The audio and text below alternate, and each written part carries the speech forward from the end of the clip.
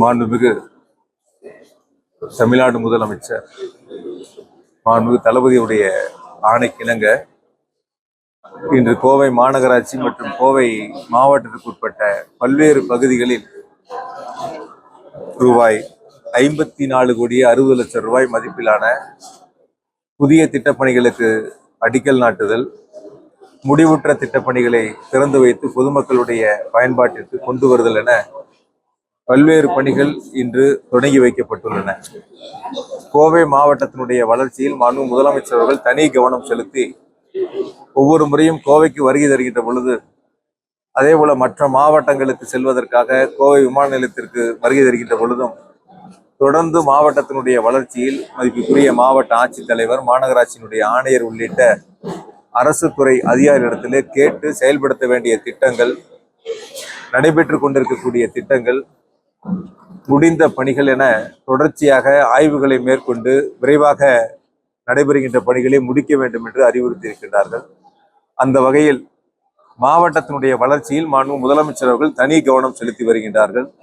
மாண்பு முதலமைச்சருடைய உத்தரவின் அடிப்படையில் இன்று 54,60,00,000 ரூபாய் மதிப்பிலான பணிகளை இன்று தொடங்கி வைத்திருக்கின்றோம். காலை நாங்கள் இரண்டாவது நிகழ்ச்சியாக சென்ற விநாயகபுரம் பகுதியில் அங்கு இருக்கக்கூடிய பொதுமக்கள் மற்றும் இளைஞர்கள் அங்கு வட்டார போக்குவரத்து அலுவலகம் கட்டுவதற்கான அடிக்கல் நாட்டு விழா பணிகளுக்கு அந்த இடத்தை தேர்வு செய்திருந்தோம்.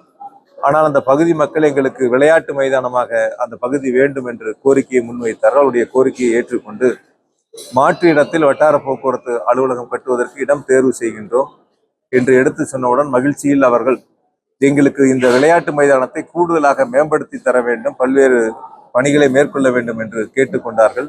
உடனடியாக நாங்கள் அதை மேற்கொள்கிறோம் என்ற உறுதியை அவர்களிடத்தில் அளித்திருக்கின்றோம். எனவே மாவட்ட வளர்ச்சி என்பது பல்வேறு திட்டப்பணிகளை கொடுத்து மாண்பு முதலமைச்சர் அவர்கள் மற்ற மாவட்டங்களை விட சிறப்பு கவனம் செலுத்தி கோவை மாவட்டத்தினுடைய வளர்ச்சிக்கு உறுதுணையாக இருக்கின்றார்.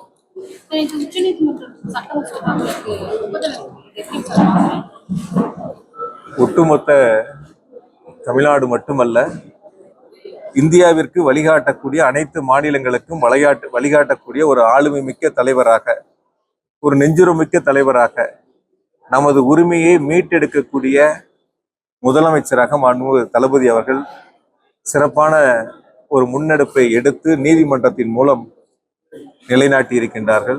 இது ஒரு வரலாற்று சிறப்புமிக்க தீர்ப்பு. ஒட்டுமொத்தமாக மாண்பு முதலமைச்சர் அவர்கள் இந்தியாவிற்கு வழிகாட்டி, வரலாற்றில் வரக்கூடிய காலங்களில் வரக்கூடிய இளைஞர்களும் தெரிந்து கொள்ளக்கூடிய அளவிற்கு ஒரு வரலாற்றில் இடம்பெறத்தக்க வரலாற்று சிறப்புமிக்க ஒரு தீர்ப்பை பெற்று தந்திருக்கின்றார்கள். தமிழ்நாட்டு மக்களுக்கான தீர்ப்பு மட்டுமல்லாத இந்தியாவில் இருக்கக்கூடிய அனைத்து மாநிலங்களுக்கான தீர்ப்பாக மாண்பு முதலமைச்சர்கள் பெற்று தந்த தீர்ப்பை நாட்டு மக்கள் அன்போடு வரவேற்றிருக்கின்றார்கள். அரசு சார்ந்த கேள்விகள் மட்டும் கேளுங்க, அரசியல் சார்ந்த கேள்விகள் வேண்டாம். அதாவது கோவை மாவட்டத்தை பொறுத்தவரை இந்த ஆண்டு குடிநீர் பற்றாக்குறை என்பது எதுவும் வராது. ஏன்னா அந்த அளவிற்கு முன்னெச்சரிக்கை நடவடிக்கைகள் எடுக்கப்பட்டு முழுமையாக அதற்கான பணிகளை மாவட்ட நிர்வாகம் மேற்கொண்டிருக்கின்றன. தேவை ஏற்படக்கூடிய பணிகளையும் விரைவாக நடத்தி கொண்டிருக்கின்றோம். குறிப்பாக பாதாள சாக்கடை போன்ற பணிகளை விரைந்து முடிக்க வேண்டும் என்று அறிவுறுத்தப்பட்டு அந்த பணிகள் சிறப்பாக விரைவாக நடைபெற்று கொண்டிருக்கின்றன. எனவே இந்த ஆண்டு மட்டும் கோவை மாவட்டத்தை பொறுத்தவரை எந்த விதமான குடிநீர் பற்றாக்குறையும் ஏற்படாது. அதாவது இறுதி கட்டத்தை எட்டியிருக்கின்றார்கள். மிக விரைவாக முடிப்பதற்கான பணிகளை எடுத்துக்கொள்ளப்பட்டிருக்கின்றன.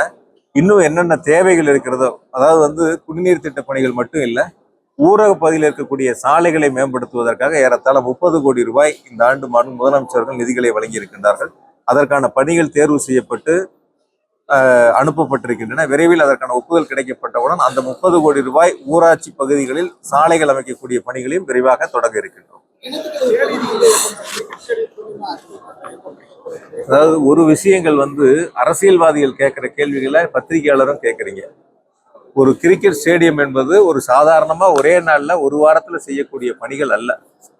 அதற்கான இடங்களை தேர்வு செய்து அதற்கான வடிவமைப்பு டிபிஆர் தயார் பண்ணணும், அதற்கான திட்ட மதிப்பீடுகள் தயார் செய்யப்படணும். அந்த கிரிக்கெட் மைதானத்தை நாம் பயன்பாட்டிற்கு கொண்டு வர வேண்டும் என்றால் அந்த கிரிக்கெட் வாரியத்தினுடைய ஒப்புதலை பெற வேண்டும். இது மாதிரி பல்வேறு பணிகள் இருக்கின்றன. பொதுவாக பத்திரிகையாளர்னா அரசியல்வாதிகள் கேட்கிற கேள்விகளை போல எந்தெந்த பணிகள் எத்தனை நாட்கள் இருக்கு, யாருடைய ஒப்புதல் வேண்டும்ங்கிறது இருக்கு. பயன்பாட்டு கொண்டு வந்து கட்டடத்தை முடிச்சுட்டு மைதானத்தை திறந்து வச்சா மட்டும் பயன்படுத்த முடியாது. கிரிக்கெட் வாரியத்தினுடைய ஒப்புதலை பெற்றால்தான் சர்வதேச அளவிலான விளையாட்டுப் போட்டிகளை நாம் நடத்திட முடியும். அதற்கான அனைத்து கட்ட பணிகளையும் நிறைவு கட்டத்தை எட்டியிருக்கின்றன. விரைவில் அதற்கான பணிகளை தொடங்க இருக்கின்றோம். கிணத்துக்கடவு பகுதியில் சுருதிகா என்கிற மாணவியை பள்ளி வளாகத்தில் வெளியுறவு வச்சு அமர வச்சு எக்ஸ்பிளைன் அதாவது என்னன்னா, அது குறித்து இப்ப காவல்துறை விசாரித்து வருகின்றார்கள். யாராவது அதுல தவறு செஞ்சிருந்தா நிச்சயமா நடவடிக்கை எடுக்கப்படும். எந்த இல்ல மேடம், எனக்கு இது வரைக்கும் ஒரு புகார் கூட வரல. பட் இல்ல ஒரு நிமிஷம். எனக்கு அது மாதிரி புகார், நான் இங்கேதான் இருக்கேன், எனக்கு அது மாதிரி புகார்கள் வரல. மின் வாரியத்துக்கு அது மாதிரி புகார்கள் வரல. ஏதாவது அது மாதிரி இருந்தா, ஏதாவது அப்படி நீங்க என்ன ஏதாவது ஒரு இடங்கள் ஏற்பட்டிருந்தா, ஏதாவது பழுது ஏற்பட்டிருக்கா, அதனால ஏற்பட்டிருக்கலாம். அந்த இடங்கள் நீங்க குறிப்பிட்டு சொன்னீங்கன்னா நான் இன்னைக்கு ஆய்வு பண்ணிடுறோம். என்னன்னு இன்னைக்கு நான் பார்க்க சொல்றேன். இன்னைக்கு உயர் அதிகாரிகள் அனுப்பி அதை எதனால ஏற்பட்டுங்கிறத பார்க்க சொல்றேன். நான் பொதுவா நீங்க என்னன்னா, ஒரு பத்திரிகையாளருக்கு ஒரு தோற்றம் வந்துருது, டீ கடையில பேசுற மாதிரி உட்காந்து எங்கேயாவது செவிவழி செய்திகளை சில நேரங்களில் கேள்வியா முன் வச்சிடுறீங்க. தமிழ்நாட்டை பொறுத்த வரைக்கும் இந்த ஆண்டு கோடை காலங்களில் எந்தவித பாதிப்புகளும் இல்லாமல் சீரான மின் நிலையத்திற்கான அனைத்து நடவடிக்கைகளையும் மாண்பு முதலமைச்சர்கள் எடுத்துள்ளார்கள். தேவைக்கேற்ப ஏறத்தால் 6000 மெகாவாட் அளவிற்கு கூடுதலாக நமக்கு மின்சாரம் தேவை இருந்தது. அதை முழுவதுமாக டெண்டர் மூலமாக கொள்முதல் செய்து அதற்கான பணிகளை நிறைவு செய்திருக்கின்றனர். கோடை காலத்தில் மிக சிறப்பாக எந்தவித தடையும் இல்லாத சீரான மின் நிலையத்திற்கான அனைத்து பணிகளையும் மேற்கொண்டிருக்கிறோம்.